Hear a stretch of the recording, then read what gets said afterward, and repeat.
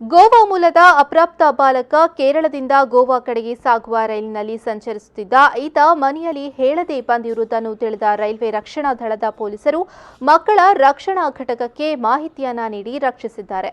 Udupi railway ರಕ್ಷಣಾ ದಳದ ಪೊಲೀಸರಿಗೆ ಗೋವಾ ಮೂಲದ 16 ವರ್ಷ ಪ್ರಾಯದ ಬಾಲಕನು ಕೇರಳದಿಂದ ಗೋವಾ ಕಡೆಗೆ ಹೋಗುವ ರೈಲಿನಲ್ಲಿ ಟಿಕೆಟ್ ಪಡೆಯದೆ ಪ್ರಯಾಣಿಸುತ್ತಿದ್ದ ಈತನನ್ನು ವಿಚಾರಿಸಿದಾಗ ಮನೆಯಲ್ಲಿ ಹೇಳದೆ ಬಂದಿದ್ದಾನೆ ಎಂದು ತಿಳಿಯಿತು. ಆ ಬಳಿಕ ಮಕ್ಕಳ ರಕ್ಷಣಾ ಘಟಕಕ್ಕೆ ಮಾಹಿತಿಯನ್ನ ನೀಡಲಾಯಿತು.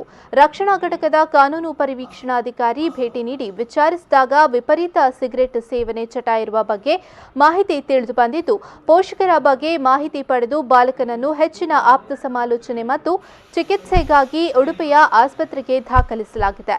ರಕ್ಷಣಾ ಕಾರ್ಯಾಚರಣೆಯಲ್ಲಿ ಮಕ್ಕಳ ರಕ್ಷಣಾ ಘಟಕ ಪರಿವೀಕ್ಷಣಾಧಿಕಾರಿ ಪ್ರಭಾಕರ ಆಚಾರ್, ಸಂತೋಷ್ ಗಾವ್ಕರ್, ಮೊಹಮ್ಮದ್, ಮಕ್ಕಳ ಸಹಾಯವಾಣಿ ತ್ರಿವೇಣಿ, ವೃಷಕ್ ಮೊದಲಾದವರು ಭಾಗವಹಿಸಿದ್ರು.